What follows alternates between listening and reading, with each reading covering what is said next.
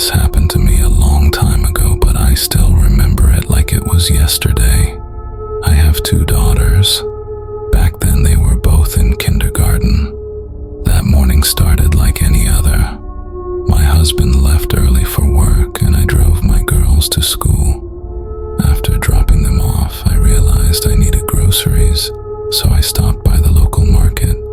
While shopping, I started feeling something strange. That heavy feeling when you know someone's watching you. I turned around and saw her, an old woman, maybe 75, standing far away, staring straight at me. Her limbs were too long, her arms, her legs, stretched unnatural. She didn't move, she didn't blink, just stood there, watching me. I tried to ignore her, but that uneasy feeling followed me through every aisle. When I left the market and looked back, she was still there, half hidden behind a wall, peeking out like she didn't want me to see her completely. The second I got in my car, she was gone. Back home I cooked lunch, but I was exhausted.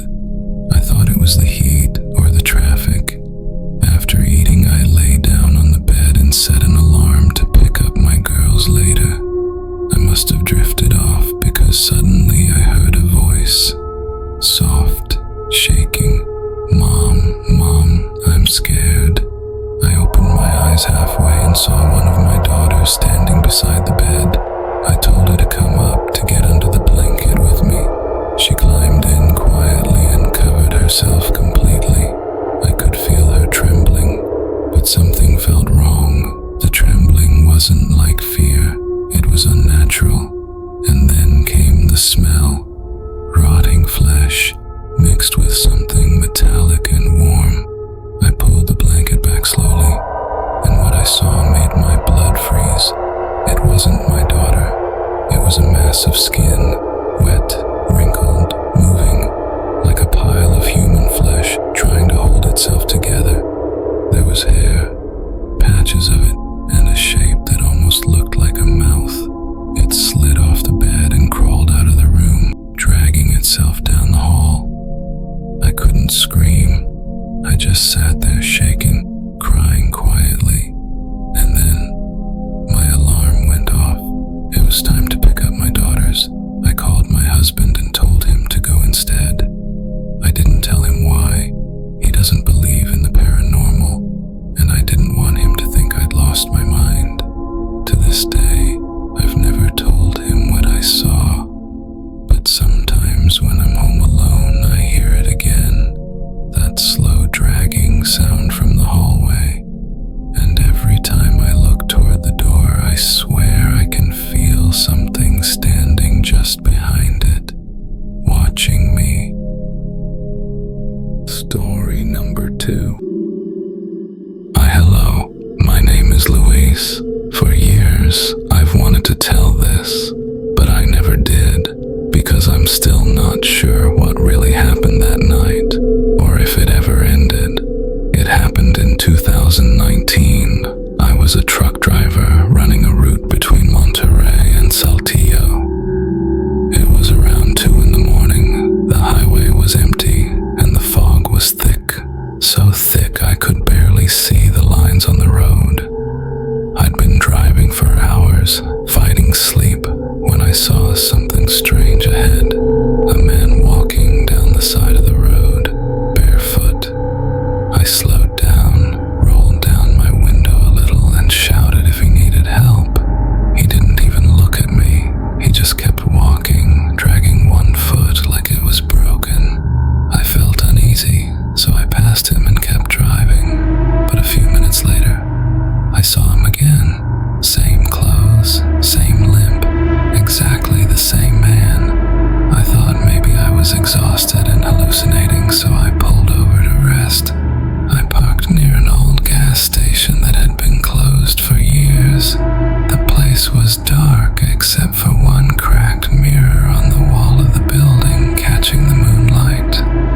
I reclined my seat, turned off the engine, and tried to sleep. But then I heard footsteps outside, slow, crunching the gravel. They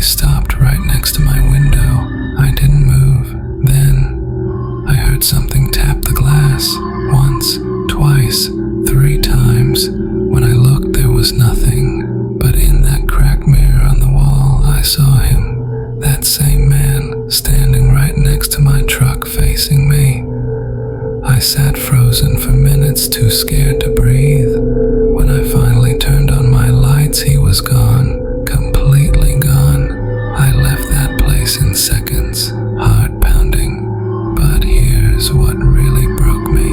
When I stopped at a checkpoint 2 hours later, one of the officers looked at me strangely. He said, "Sir, are you okay?" I said, "Yes, just tired." And then he pointed to the passenger side window and said, "Because there are handprints there, like someone was sitting next to you." Since that night, I've never driven alone again. But sometimes, even when the truck's empty, I can see his reflection in the glass. Story number 3. I live alone. At least I thought I did. It started small. Things out of place when I got home from work. A chair turned the wrong way, the fridge slightly open, my keys not where I left them. I told myself I was just tired, forgetting things. But then I found the cigarette butts on my balcony. I don't smoke. One night, I decided to set up a cheap camera in my living room, just to calm my mind. The next morning I watched the footage. For the first few hours, nothing. Then, at 2:46 a.m., the front door opened. A man walked in, calmly, quietly. He looked around like he lived there. Same height as me, same build. He sat on my couch, turned on the TV, and watched static for nearly an hour. Then he stood up, walked down the hall, straight into my bedroom. The screen went dark. I froze. I checked every corner of the apartment. Nothing. I didn't sleep that night. The next day I showed the footage to the police. They looked confused and said, "There's no one in that video but you."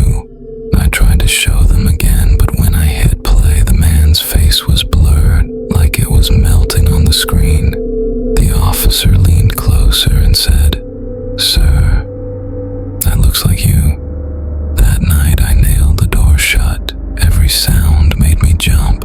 Around 3 a.m. I heard footsteps in the hall. Slow, careful. I held my breath as they stopped right outside my bedroom door. Then, a whisper. Same voice as mine. "You should have stayed asleep." When I woke up, the nails were gone. The door was open. My camera was recording again, but this time I wasn't in bed. Someone else was, sleeping peacefully. And when I looked closer, I realized it was me. Story number 4. I've lived alone for 3 years. Small apartment, quiet neighborhood, nothing special. I work nights, so I'm used to coming home around 3 a.m. Exhausted, half asleep, just wanting to shower and crash. But last Thursday night, something was off the moment I walked in. The hallway mirror by the door was fogged up, like someone had been breathing on it. I hadn't used a heater. I touched it. It was warm. That didn't make sense. I shrugged it off, went to the bathroom and started brushing my teeth. I looked up and saw my reflection still staring at me. I had looked away, but it hadn't. It blinked half a second later than I did. My chest tightened. I told myself I was just tired. Lack of sleep can do things to your head. The next night I covered the mirror with a towel before bed. Around 2:47 a.m. I woke up to the sound of fabric sliding to the floor. I didn't want to look, but I did. The towel was gone. The mirror was uncovered, and in the reflection, I was standing, smiling, but I was lying in bed. I couldn't move. I watched as my reflection slowly raised a hand and pressed it against the glass. I heard it from across the room, a faint tapping like nails on a window. Then it mouthed the words, "It's my turn now." The next morning, my neighbor said she saw me leave the apartment at dawn. I told her I didn't. I hadn't even slept. She looked confused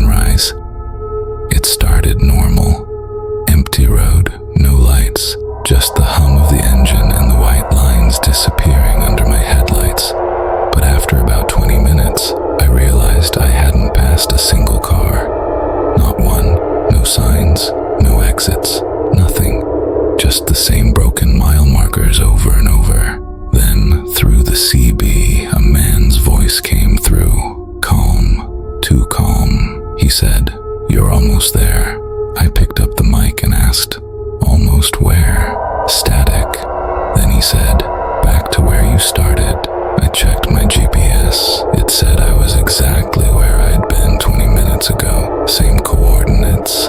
I laughed nervously, thinking it was a glitch, until I saw the truck ahead. Same color as mine, same trailer, same company logo. I sped up to pass it, but when I pulled alongside, my heart stopped. The driver looked exactly like me. Same face, same hat, same tired eyes staring forward.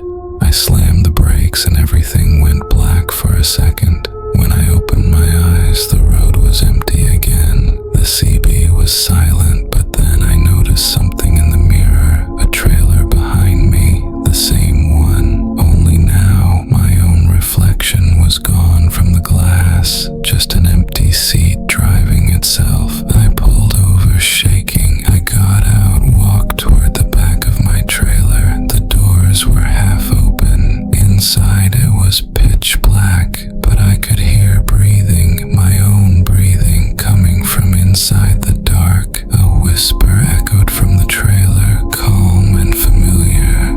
It's your turn to drive the other side. Now every night I wake up in my cab on that same stretch of highway. No matter where I stop, no matter how far I go, it's always the dead mile. Story number 6. I've been a trucker for over 20 years. You learn to live with the loneliness, the long drives, the static on the radio, the endless roads. But 3 nights ago, I heard something on my CB radio that still keeps me awake. It was around 3 a.m., middle of nowhere, somewhere between Amarillo and Wichita Falls. I had channel 19 on, listening to random chatter when a voice came through. A woman's voice, soft but trembling. She said, "Can anyone hear me? Please, help me." I grabbed the mic and asked where she was. Static. Then she whispered, "I'm on the road. I can't get out of the truck." I thought it was some prank, but then she said my name, my full name, the one only my mother used. I froze. I hadn't said my name once on that channel. I asked who she was. She didn't answer, just started crying. Loud, ragged sobs, then silence. A minute later, I passed a wreck on the side of the highway, an overturned 18-wheeler. The cab was burned out, still smoking. I slowed down. It had my company's logo on it, my exact route number printed on the door. I radioed dispatch to report it, but they said all trucks were accounted for, including mine. I looked again at the wreck, and the license plate was the same as mine. Then the CB crackled. The woman's voice came back, closer this time, whispering, "You didn't get out last time, remember?" I threw the mic to the floor, looked in the mirror. For a second, I swear I saw her sitting in the sleeper behind me, charred face, staring, smiling. Now every night I drive that stretch, channel 19 turns on by itself, and she whispers, "You're still burning, John. You just haven't noticed yet." Story number 7. I've been a truck driver for 17 years, and I've seen some strange things on the road, but nothing like what happened last month on Highway 59. It was around 2 a.m., fog thick as smoke, just me, my rig, and miles of empty asphalt. I'd been driving straight for 10 hours and was fighting to keep my eyes open when I saw her. A woman standing on the shoulder of the road, waving. She looked lost, pale, wearing an old denim jacket and no shoes. I slowed down, rolled the window down, and asked if she needed help. She didn't say a word, just pointed to the passenger seat. Against my better judgment, I unlocked the door. She climbed in, hands shaking, staring straight ahead. We drove in silence for about 10 minutes before I noticed something. The inside of the cab felt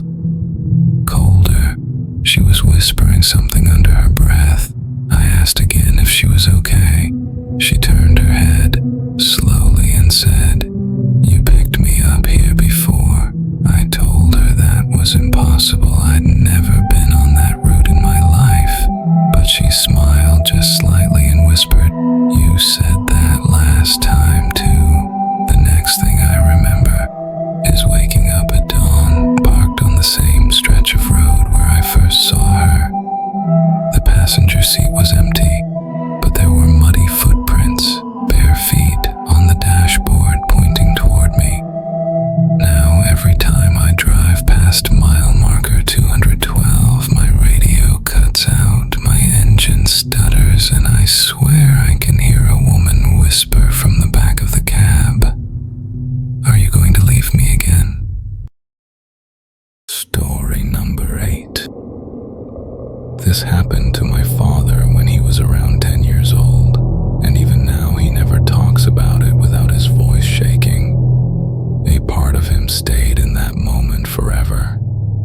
He was home alone one quiet afternoon, the kind of silence that feels heavy, almost alive.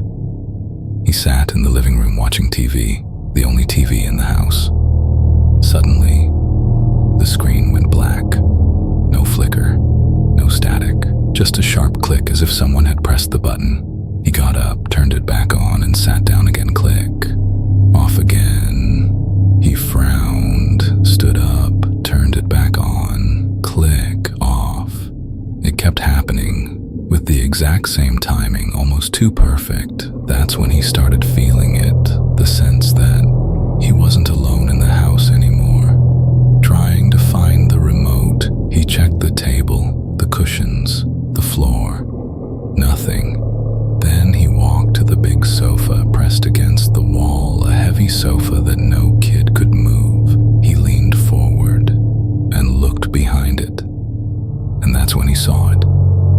At first, just a lock of messy black hair hanging down, then a pale forehead, then two huge eyes staring straight at him from the shadows. But the expression, that was the part that froze him in place.